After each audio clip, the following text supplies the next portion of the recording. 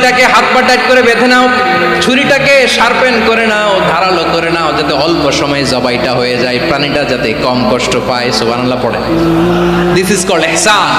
ইহসান আল্লাহ তাআলা যেমনি আদলের আদেশ করেছেন, ন্যায় বিচার জাস্টিস এনশিওর করতে বলেছেন, সমাজে ইহসানের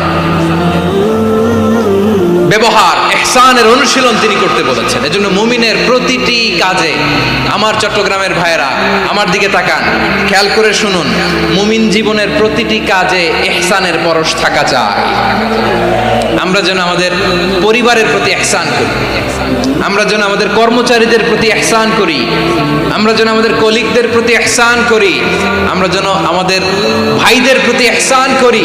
মুমিন জীবনের প্রতি কাজে ইহসানের পরশ থাকার দরকার আছে না নাই? কথা বুঝতে পেরেছেন? তাহলে আল্লাহ তাআলার তিনটা আদেশ ছিল, কয়টা গেল?